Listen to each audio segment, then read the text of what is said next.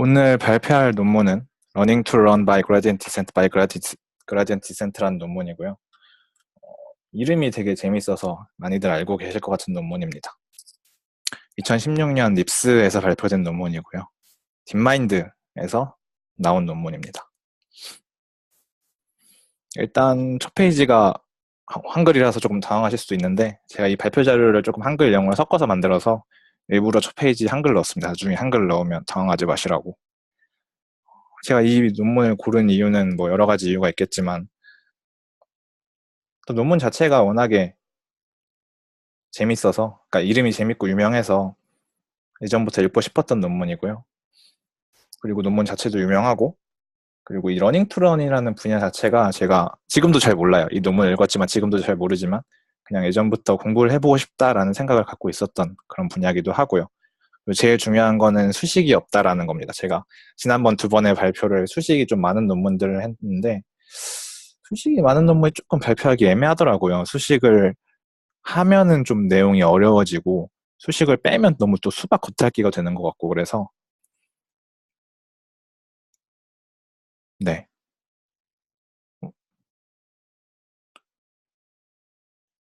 네. 그래서 이렇게 수식이 없는 논문을 선택하였습니다. 네, 그래서 일단 시작하기 전에 제가 제가 지금까지 발표했던 제너러티브 어드버서 네트워크 쪽은 제가 주로 그 부분을 공부를 많이 해서 백그라운드도 좀 있고요. 그래서 읽기도 편했는데 이쪽은 제가 백그라운드가 별로 없어서 뭐 듣다가 제가 이 발표 내용 자체가 그래서인 영향도 있고 그래서 약간 논문 외의 것들은 별로 안 넣었어요. 그러니까 논문 외에 뭐 러닝 투런에 대한 전체적인 흐름이나 이런 것도 같이 설명을 드리면 좋겠지만 제가 그런 거를 안 넣었기 때문에 들으시면서 뭐 궁금한 거나 그렇기 때문에 이제 발표 시간이 길지 않거든요. 길지 않을 것 같으니까 뭐 들으면서 궁금한 점이나 뭐 의아한 점 그냥 생각나는 것들 있으면 편하게 말씀해 주시면 같이 얘기하면서 진행하면 좋을 것 같습니다. 일단 이 러닝 투런이라는 분야는 메타러닝이라고도 하고요.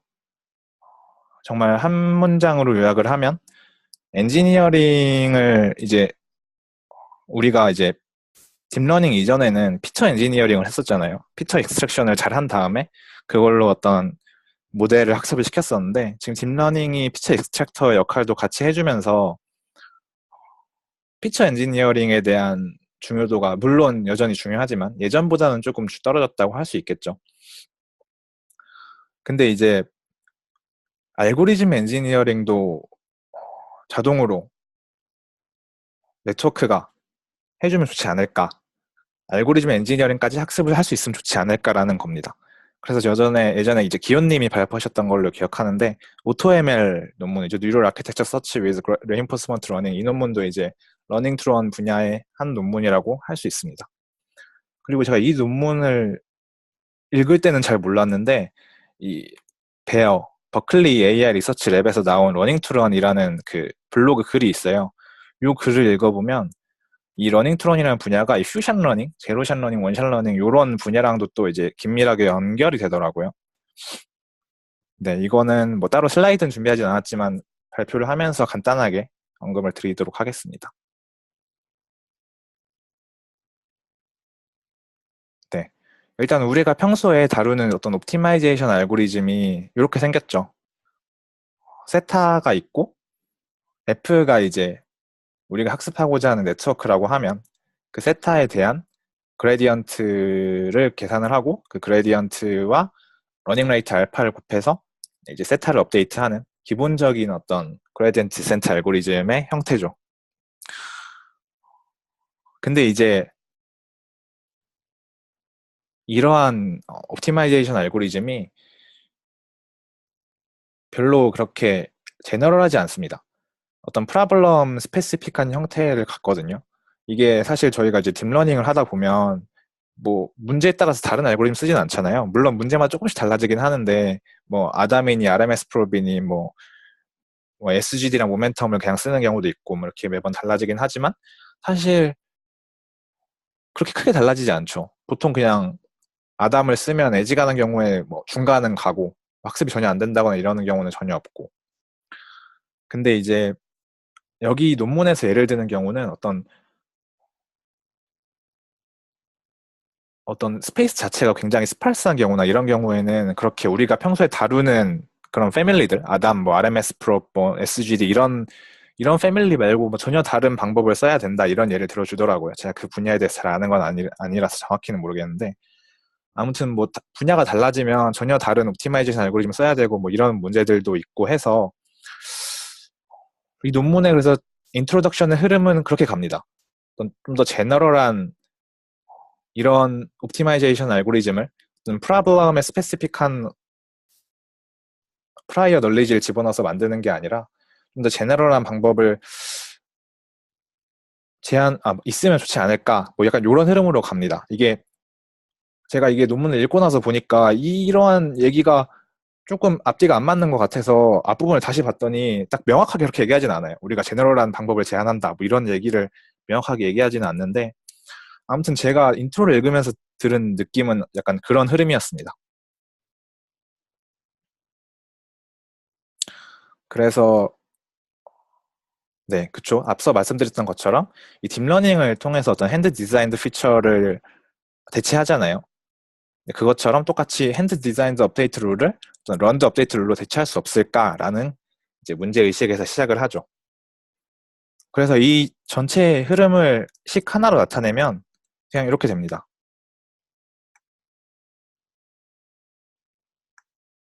네. 이 식은 이제 이 F가 이제 우리가 학습하고자 하는 네트워크라고 했죠. 그리고 이 논문에서 사용한 용어는 이 옵티마이즈라고 합니다. 옵티마이즈 되는 애라고 해서 옵티마이즈라고 하고요. 옵티마이즈 F의 그라디언트랑 이 그라디언트를 이 G라는 또 다른 어떤 네트워크라고 일단 표현하겠습니다. 무조건 네트워크의 필요는 없지만 이 논문에서 네트워크를 쓰기도 하고 네트워크에 집어넣으면 이제 얼마나 업데이트 해야 될지 알려주는 거죠. 그렇게 이제 네트워크를 학습시키기 위한 네트워크, 러닝 투 런이라고 할 수 있겠습니다. 그래서 여기 나오는 이 파이는 이 G에 대한 파라미터고요. 이 세타는 이 F에 대한 파라미터가 되겠습니다. 이제 이거는 이제 러닝 투런 이 논문에서 사용하는 터미널로지고요. 메타러닝 터미널로지에서는 이런 식으로 많이 표현을 하는 것 같아요. G를 메타러너라고 하고 이 F를 그냥 러너라고 하고 네, 그냥 알아두시라고 적어봤고요. 좀 재밌는 관점에서 얘기가 하나 나오는데 트랜스퍼 러닝이랑 제너럴라이제이션에 대한 얘기를 합니다. 이 제너럴라이제이션이라는 게 우리가 일반적인 네트워크를 학습을 할 때 새로운 이그젠플이 있으면 그 새로운 이그젠플에 대한 우리가 학습한 모델의 이제 예측 능력이잖아요. 처음 보는 이그젠플에 대해서 잘 예측을 한다고 하면 얘는 제너럴라이제이션 능력이 좋다라고 말할 수 있겠죠. 근데 이제 이 문제에서는 이 이그젠플이 결국 프라블럼 인스턴스거든요. 프라블럼 인스턴스라는 게 뭐 예를 들면은 엠리스트 데이터셋에다가 엠리스트 좀 더 구체적으로 얘기하면 뭐 네트워크 구조까지 여기 포함이 되죠. 이런 네트워크 구조의 어떤 데이터셋에 대해서 학습을 하겠다라는 어떤 그 명확한 프라블럼이 이그젠플이 됩니다. 그래서 여기서 제너럴라이제이션을 잘한다는 거는 놀리지 트랜스퍼 어빌리티가 높다라고 말할 수 있거든요. 이게 좀 재밌는 관점인 것 같고 그리고 이 관점에서 아까 말씀드린 어떤 퓨전 러닝에 대한 연결고리가 나옵니다. 한마디로 얘기하면 퓨전 러닝이 이제 이그젠플이 별로 없는 거잖아요. 이그젠플이 적은 경우에도 학습을 잘 하는 옵티마이저를 학습을 한다고 치면 그 옵티마이저로 퓨전 러닝 데이터에 대해서 학습을 시키면 그냥 이제 퓨전 러닝을 풀 수 있는 거죠, 우리가.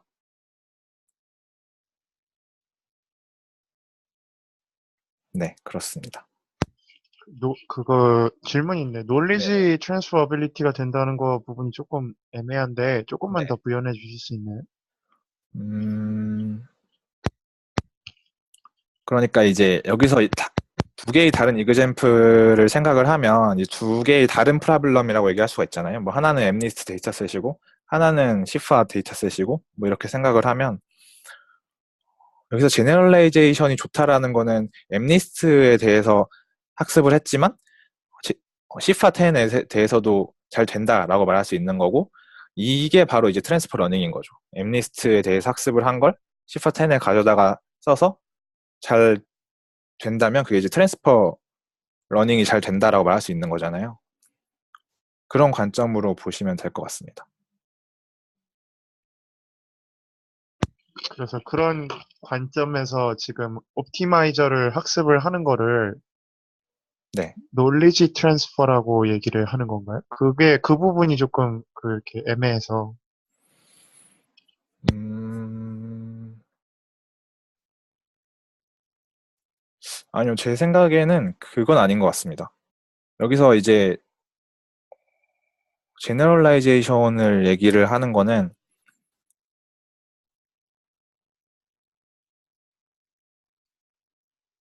놀리지 트랜스퍼, 그러니까 트랜스퍼 러닝의 놀리지 트랜스퍼랑 뒤에 가면 이제 제너럴라이제이션에 대한 실험이 되게 많이 나오기는 하는데 그거를 놓고 이제 놀리지 트랜스퍼가 잘 된다. 그러니까 제너럴라이제이션이 잘 된다는 실험이 되게 많거든요. 근데 그걸 놓고 놀리지 트랜스퍼가 잘 된다라고 말하기에는 저는 조금 어렵다고 생각을 해요. 나중에 좀 발표를 다 들으시고 다시 한번 얘기해 보시면 저도 좋을 것 같은. 저도 이 부분이 좀 헷갈리는 게 있어서 저는 이 부분은 그냥 이제 이런 관점으로 볼 수 있다라는 정도에서 이해했습니다. 알겠습니다. 네.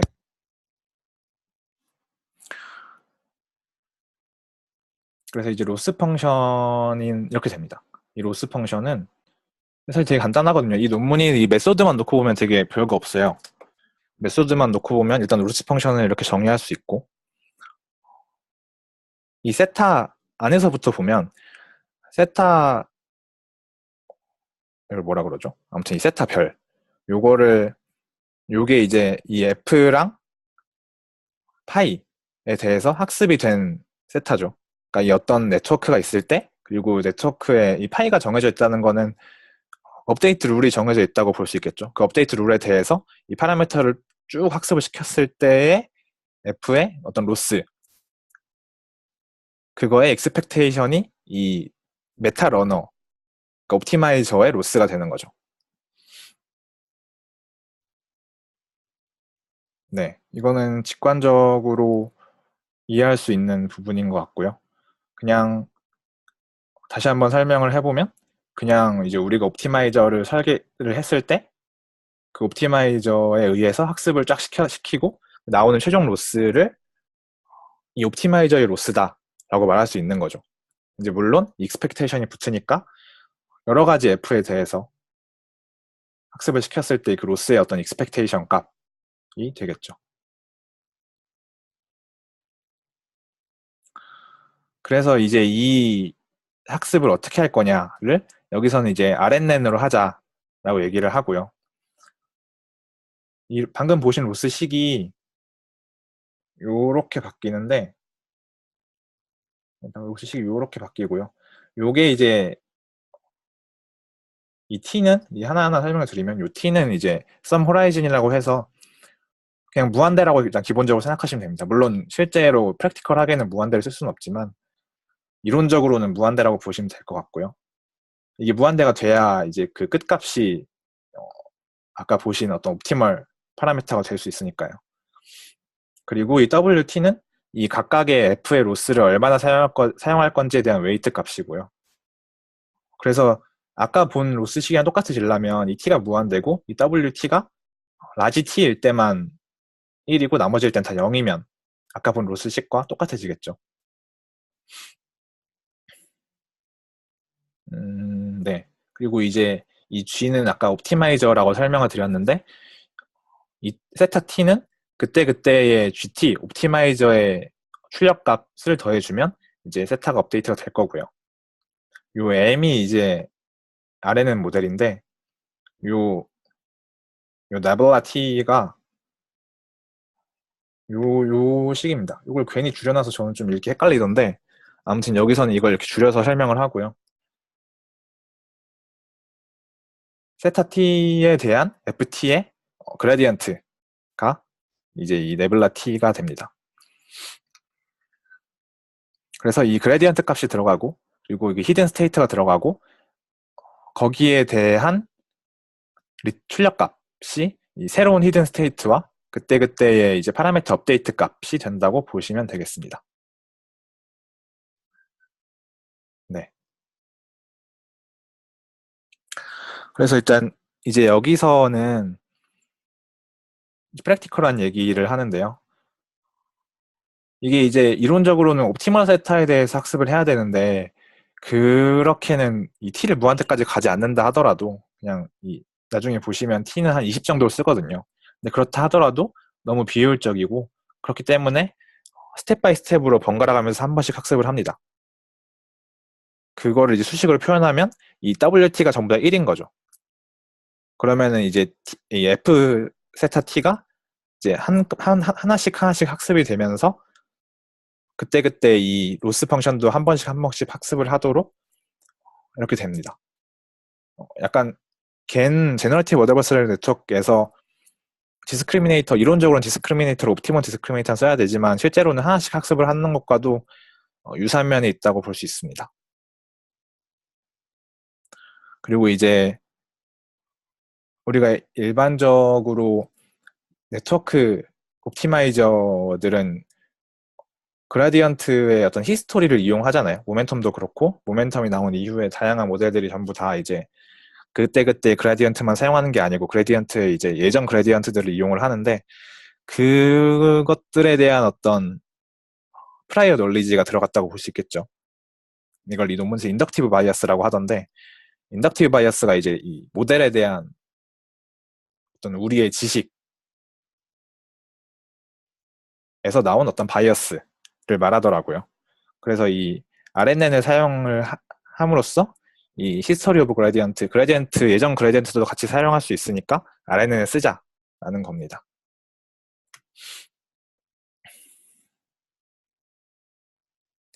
그리고 이제 이 모델을 그림으로 나타내면 이렇게 되고요. 여기 이제 대시드 라인이 있는데 이 대시드 라인은 그레디언트를 전달해주지 않겠다는 겁니다. 이렇게 하는 이유는 요게 이제 FT의 그라디언트였죠. FT의 그라디언트에 대해서도 또 그라디언트를 계산해야 되면 이제 세컨 오더 데리베티브를 계산해야 되잖아요.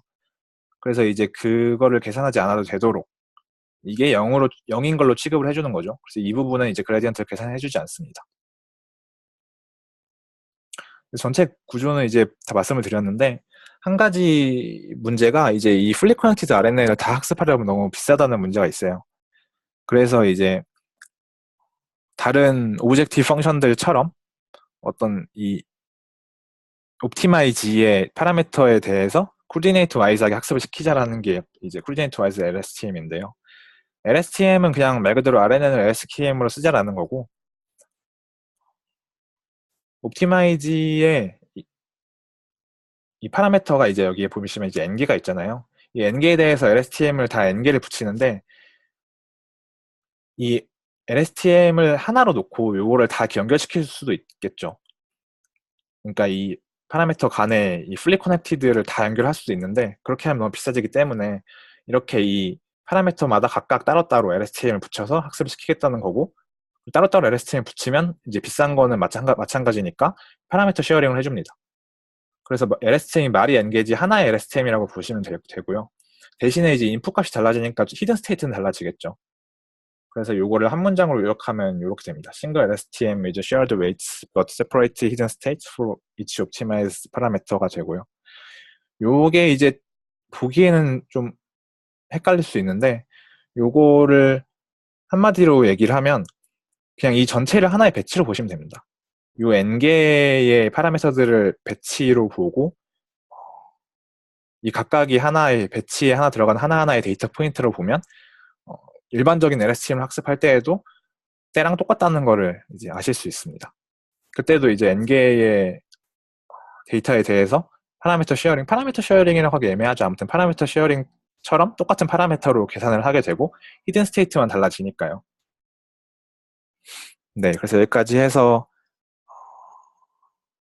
메소드는 다 끝났고요. 이제부터는 익스페리먼트인데 익스페리먼트는 보시면은 계속 이제 제너럴라이제이션 얘기만 합니다. 제너럴라이제이션이랑 우리의 방법론이 성능이 좋다라는 얘기만 하죠. 그래서 원래 평소에 제가 이제 이 실험 결과들은 별로 발표를 잘 안 하는데 이번 논문 같은 경우에는 이걸 빼면 할 얘기가 별로 없어서 최대한 다 넣었고요. 네, 그렇습니다. 그래서 일단 밑에 보시면 이 주황색 선들이 LSTM 옵티마이저의 결과고 제일 학습이 잘 되는 걸 볼 수 있는데 근데 이게 이제 스텝 그래프잖아요. 이제 타임 그래프가 아니라 LSTM은 학습하는 시간을 빼더라도 LSTM을 통과해야 되니까 제가 실험을 해보진 않았지만 당연히 느리겠죠. 다른 방법들에 비해서. 그래서 사실 이게 이제 유리하게 그린 그래프라고 할 수 있고요. 그리고 이제 여기에서 나온 얘기가 이제 제너럴라이제이션 얘기인데 엠리스트에 대해서 100스택까지만 학습을 한 다음에 이 다음부터는 그냥 100스택까지 한 학습한 그 옵티마이저를 계속 그냥 쓴 거예요. 그래도 좋은 성능을 보이더라 라는 거고요. 이 쿼드라틱이라는 거는 쿼드라틱 펑션에 대한 옵티마이제이션을 한 겁니다. 가장 간단한 토이 데이터셋이라고 보시면 될 것 같습니다.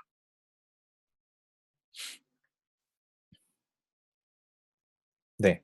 그래서 말씀드린 것처럼 제너럴라이제이션 얘기를 계속해요. 그래서 앞서 재준님이 질문하셨던 부분에 이제 이런 것들이 나오는데 제가 이제 트랜스퍼 러닝으로 이제 대응하기가 조금 애매하다고 이게 얘기를 말씀을 드렸던 게 여기서 말하는 제너럴라이제이션이 그렇게 큰 틀에서 왔다 갔다 하지 않아요.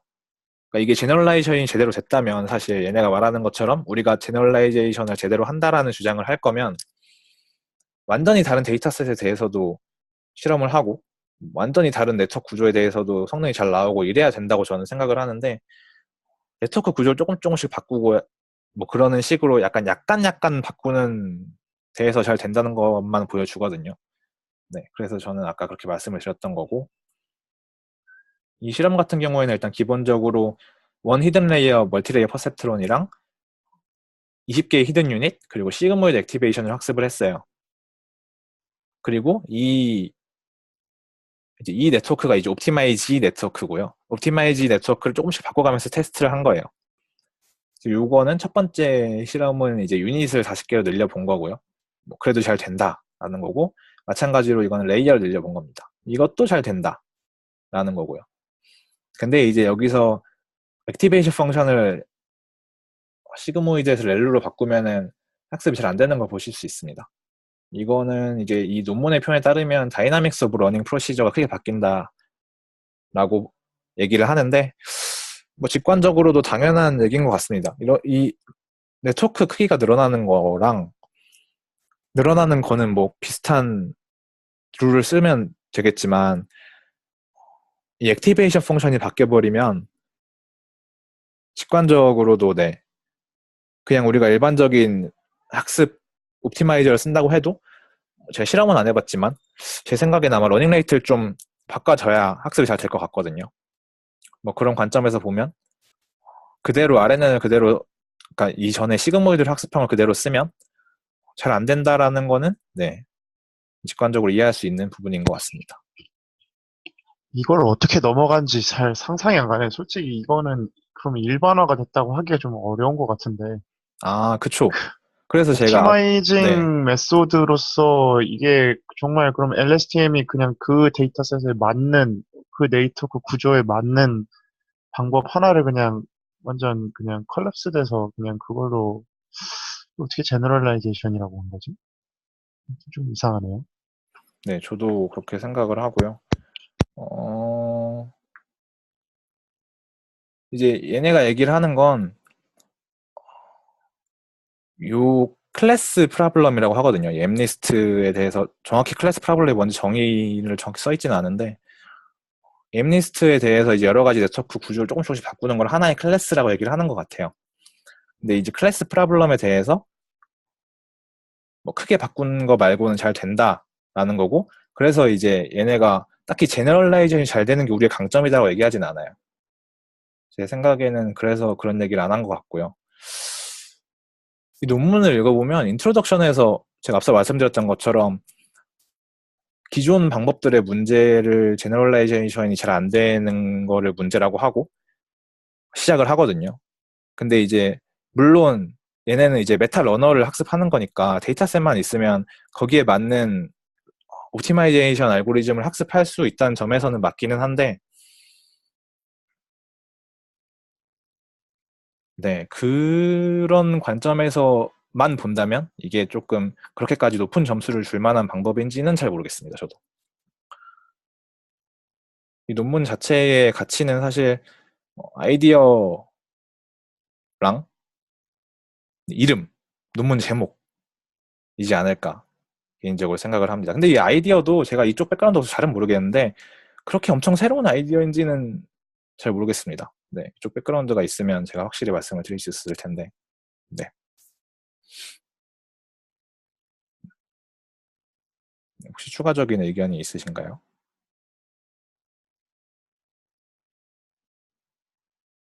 네, 그러면 넘어가도록 하겠습니다. 네, 그래서 계속 하는 얘기는 비슷비슷합니다. 결국 여기서도 지금 그 차점 있잖아요. 요 점이 이제 옵티마이저를 학습한 점이에요. 레이어 하나, 빨간색이 레이어 하나거든요. 레이어 하나를 썼고, 그다음에 히든 유닛은 20개를 썼다라는 게 요 하나의 점이고, 요걸로 학습을 한 다음에, 이걸 이렇게 바꿔가면서 학습을 봤더니 다 잘 되더라. 라는 게 이제 얘네가 여기서 하는 얘기고요. 네. 그리고 이제 시파10 데이터셋에 대해서도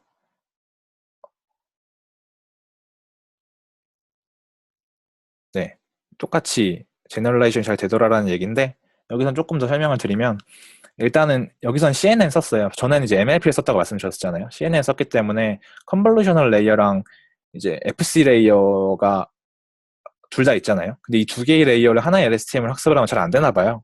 그래서 두 개에 대해서 분리를 했다고 하고요. 또 이런 관점에서 또 보면은 이렇게 네트워크 구조가 달라지면 이걸 또 바꿔줘야 되는데 이걸 제너럴라이제이션 얘기를 하는 게 좀 웃기긴 하죠. 네, 아무튼 그렇고요. LSTM 옵티마이저를 분리를 했다라는 거는 이제 웨이트 쉐어링을 하는데 이 두 가지에 대해서는 웨이트 쉐어링을 하지 않았다라고 보시면 될 것 같습니다.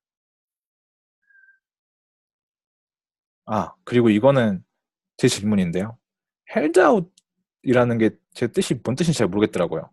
근데 제가 문맥으로 추측하기에는 헬드아웃 테스트셋이 이제 트레이닝 데이터에 포함되지 않은 셋을 얘기하는 것 같고 헬드아웃 레이블도 트레이닝 데이터에 포함되지 않은 레이블을 얘기하는 것 같다라고 문맥상을 판단하긴 했는데 네, 헬드아웃이 사전 찾아보면 그런 뜻으로 나와 있진 않아서 혹시 헬드아웃이 뭔지 설명해 주실 수 있나요? 이 문맥을 말씀드리면 좋겠지만 네, 네, 넘어가도록 하겠습니다. 아무튼 그래서 여기서 보시면 헬드아웃 테스트셋이라는 거는 결국 시파10에 포함되지 않은 데이터셋으로 학습을 시켰고 그래도 잘 되더라. 줄여도 잘 되더라. 라는 거고요. LSTM 서브는 이제 제 짐작으로는 시파10의 10개의 여기 시파5가 나오잖아요. 그러니까 5개의 레이블 말고 다른 레이블을 쓴 거예요. 요건 이 2개의 레이블 말고 다른 레이블을 쓴 거고. 그렇게 해서 옵티마이저를 학습을 시켰음에도 잘 되더라. 라는 게 이 실험에서 얘기하는 바입니다. 그리고 마지막 실험은 이제 뉴럴아트인데요. 네, 이것도 똑같은 얘기를 합니다. 이것도 똑같이 뉴럴아트에 대해서도 뭐 우리께 학습이 잘 됐고 그리고 이제 리졸루션을 2배로 올렸어도 그러니까 이 오리지널 리졸루션에 대해서 학습을 한 다음에 리졸루션을 올려도 잘 되더라. 뭐 스타일 이미지를 하나만 가지고 했고 스타일 이미지를 바꿔서 해도 잘 되더라. 뭐 이런 똑같은 얘기를 계속 반복해서 하고 있습니다. 그래서 결론인데요. 결론에서 가장 중요한 컨트리뷰션은 이건 것 같아요. 그냥 이제 옵티마이제이션 알고리즘을 러닝 프로블럼으로 바꿨다라는 게 제일 중요하고요.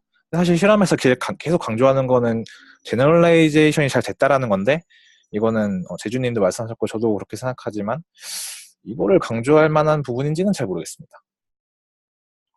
네, 이거는 이제 레퍼런스들이고요. 요 두 가지 블로그가 있고 이 두 가지 블로그에서 간단하게 구현이 돼 있으니까 직접 구현을 할 때는 이 블로그를 참조하시면 좋을 것 같습니다. 그리고 이건 오피셜 임플레멘테이션 올라와 있어요. 오피셜 임플레멘테이션 같은 경우에는 제가 코드를 좀 봤는데 이게 되게 제너럴하게 코딩을 해놔서 그냥 쓱 보고 이해하기는 좀 어렵더라고요. 제대로 분석을 해야 좀 이해할 만한 것 같고요. 그리고 이거는 아까 말씀드렸던 그 베어에서 올라온 러닝 투런 블로그고요. 아무래도 블로그 같은 경우에는 편하게 읽기 좋아서 뭐 심심하실 때 보시면 좋을 것 같습니다. 네, 요거는 참고로 그냥 슥 지나가듯이 이거 뺄까 하다가 제가 이 논문을 제대로 읽은 게 아니라서 뺄까 하다가 좀 이것만 하면 좀 심심할 것 같아서 집어넣었고요. 이거 최근에 나온 논문이고 Running to Run Without Gradient Descent by Gradient Descent라는 논문이고요. ICML 2017에서 발표된 논문입니다. 이 논문 같은 경우에는 전체적인 구조는 거의 똑같고요. 다만 이제 옵티마이즈 F의 그라디언트를 사용하지 않는 뭐 그런 방법인 거죠. 그래서 옵티마이즈 F의 그라디언트가 없으면 방금 보신 것처럼 슈퍼바이스드 러닝을 할 수가 없잖아요.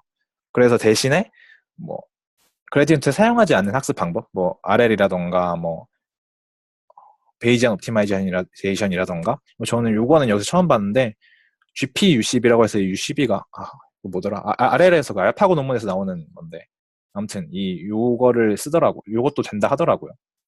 네, 뭐 그렇습니다. 요거는 간단하게 네, 소개만 드렸습니다. 혹시 질문 있으신가요? 질문은 아니고 네네. 그 held out 테스트 셋이 그냥 네. 제가 알기로는 흔히 아는 밸리데이션 데이터셋 개념으로 생각하시면 될 것 같은데요. 제너럴라이제이션 메저를 이제 하면서 우리가 어느쯤 끊어야 되는지 모르니까 트레이닝 데이터셋을 두 개로 나눠가지고 하나는 밸리데이션 데이터셋으로 한 다음에 로스가 제일 밸리데이션 데이터셋에서 작은 거를 셀렉트 하잖아요, 모델을. 네. 그거를 그런 방식을 hold out 메소드라고 하는데 그런 음, 의미에서 held out 테스트 셋이라고 부르는 것 같습니다. 그러니까 밸리데이션 데이터셋이라는 거를 held out 테스트 셋이라고 하는 것 같네요. 혹은 테스트 셋에서도 또 held out으로 테스트 셋을 딱 분리해가지고 따로 또 테스트 거기다 로스를 해가지고 본 건지 아무튼 그런 것 같네요. 음. 그러면 헬다운 레이블은 뭘까요?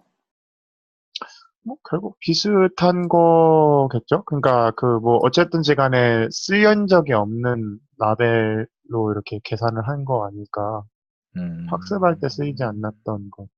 뭐 어쨌든 이전에 테스트를 해보지 않은 인디펜던트한 데이터셋을 놔두고 하는 걸 헬드 아웃 메소드라고 하거든요. 음. 그래가지고 그런 거 같습니다. 네, 그냥 이건 그냥 위키에 찾아보셔도 바로 나올 거예요. 그냥 그래요? 홀드아웃의 테스트 음, 셋이나 홀드아웃 데이터 하면은 그냥 일반적인 얘기를 많이 보실 수 있습니다. 그냥 우리가 흔히 하는 트레이닝, 밸리데이션, 테스트 이렇게 나눠서 해야 된다. 그래서 밸리데이션 데이터셋 얘기할 때 홀드아웃 메소드 쓰는 걸 얘기합니다. 네, 감사합니다. 이거 제가 사전에 찾아보니까 무슨 견디다, 뭐 이런 얘기가 나오길래 뭔 소린가 싶어가지고, 네. 음, 혹시 다른 질문이나 뭐 말씀하고 싶으신 거 편하게 얘기해 주시면 좋을 것 같습니다. 지금 시간이 4분 정도 남았는데,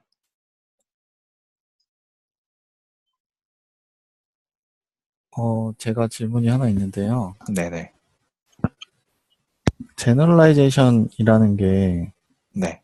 예를 들어서 고양이랑 강아지를 구분하는 네트워크를 만들었다고 하면 학습에 사용되지 않았던 그냥 임의의 고양이나 강아지 사진을 넣었을 때 잘 구분하면 제너럴라이제이션 성능이 좋은 거잖아요. 네네. 그러니까 아까 앞에서 말씀하셨던 것처럼 엠니스트로 학습했는데 그 네트워크가 똑같이 클래스가 10개라고 해서 사이파10에서 잘 된다. 이런 거는 사실 제너럴라이제이션이라고 보기 어렵지 않나 저는 그렇게 생각이 드는데. 근데 이제 여기서 학습하는 게 예를 들면 고양이 같은 경우에는 고양이랑 개가 각각의 데이터 포인트라면 여기서는 이 프로블럼 데이터셋이랑 네트워크 구조랑 이런 것들이 되어서 아까 논문에 나온 것처럼 프로블럼 인스턴스 하나하나가 이제 데이터 포인트잖아요. 네. 그런 관점에서 보면은 데이터 포인트가 많이 달라져도 학습이 잘 돼야 제너럴라이제이션이 잘 됐다라고 말할 수 있는 게 아닌가 싶거든요. 제 생각에는. 네, 알겠습니다. 이게 제너럴라이제이션이라는 게 옵티마이저의 제너럴라이제이션 말하는 거예요. 네, 그렇죠. 그러니까 그 옵티마이저라는 게 원래는 뭐 어떤 예를 들어서 뭐 그레디언트 디센트 이런 걸 쓰면 어떤 뉴럴 네트워크든 데이터 셋은 상관없이 다 쓰잖아요. 네네. 근데 이제 그거 거기에다가 러닝 메서드를 이제 적용을 하면은 예상되는 문제가 그게 이제 학습된 결과에만 오버핏 해가지고 그 옵티마이저가 그 러닝된 거기에만 쓰이는 거 아닌가에 대한 의구심을 풀기 위해서 이렇게 여러 가지 제너럴라이제이션 보여준 거 아닌가. 네, 그거는 맞는 것 같습니다. 근데 다만 이제 제가 막 얘기하는 거는 이게 그걸 보여준 거는 좋은데 제너럴라이제이션이 잘 된다고 할 만한 실험 결과인가가 조금 네, 좀 의문스럽더라고요, 저는.